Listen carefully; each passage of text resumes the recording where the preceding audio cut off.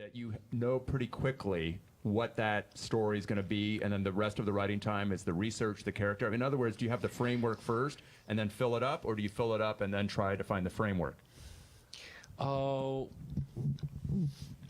writing can happen pretty fast sometimes if it's going well, and then it's just an excuse, like you can say, I'm going to write now, you know, when really you're going down and locking the door to your room to research, to just to read, to steal time, to kind of fill up the tank on a period, you know, or something particular.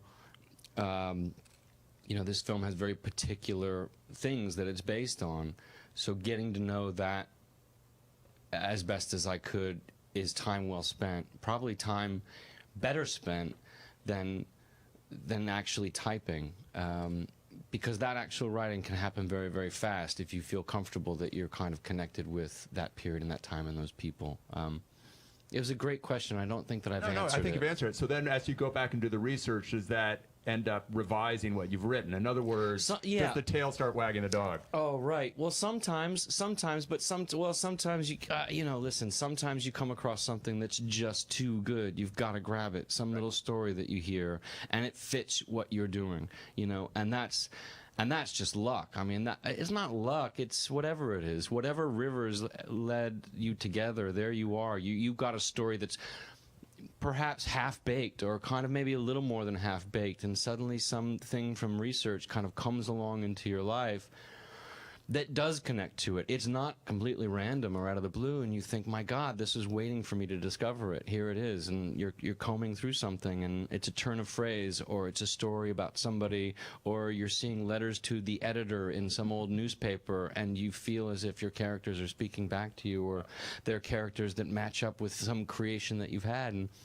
you know, you can't help but get into the kind of things that are in this movie about, like, you know, weird other lives, and, you know, kind of hocusy-pocusy stuff that's not that weird when you kind of find yourself researching something that you've imagined and you see things line up. It gets you, it's fun. I write pretty selfishly, feeling like I'm writing for me, for myself, not to direct, but just to write, like, I mean, for instance, I didn't get a chance to really write today, and I don't feel right. You know, I mean, I feel fine. It's been an okay day, but it's not as good a day. At the very least, if I'd had 15 minutes this morning to write, I would probably feel just more fucking together. I mean, you know.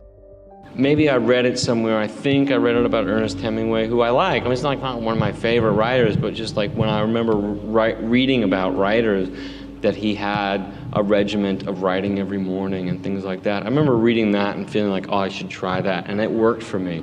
Like, you know, it worked to have a discipline, to wake up every morning, and you know, some people have different things. They write before they eat, or they eat and then they write. Whatever it was, whatever that thing was, it was just discovering what worked for you. I know people that are great writers and they work exclusively at night, and that would not work for me. I just couldn't do it. You know, I know people that sleep until 2 o'clock in the afternoon and they wake up and they have a little bit of a life, and then when everybody goes to sleep, that's when they write, and that's what works for them. That wouldn't work for me.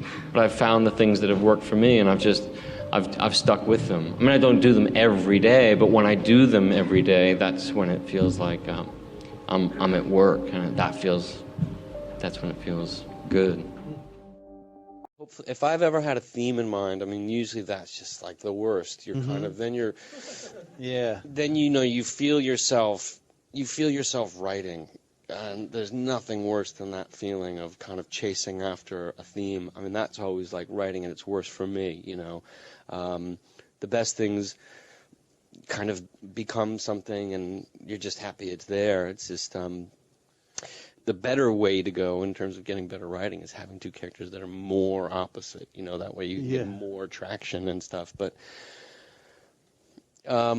ultimately, if things are going well and the characters are coming out of you, or, you know, they're going to guide you how they're going to go. And I remember at a certain point reading a great short story called, I believe it's called Bucket of Blood, John O'Hara, wrote a great story about a fella. It starts out, he wakes up in a hospital, and he comes to, and he's having this great conversation with a doctor. He's just had his appendix removed because his appendix is burst on this train, and he doesn't know, he wakes up, he doesn't know where he was. And there's just this great conversation at the beginning of it between a doctor and this patient, this guy.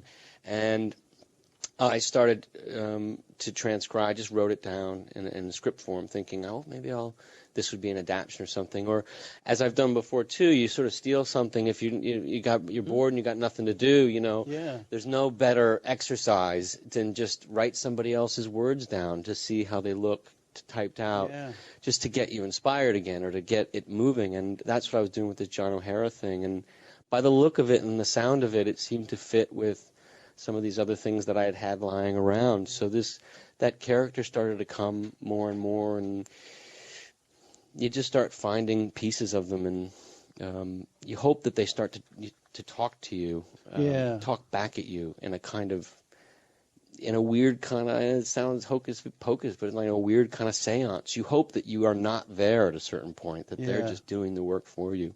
That's when it's at its best.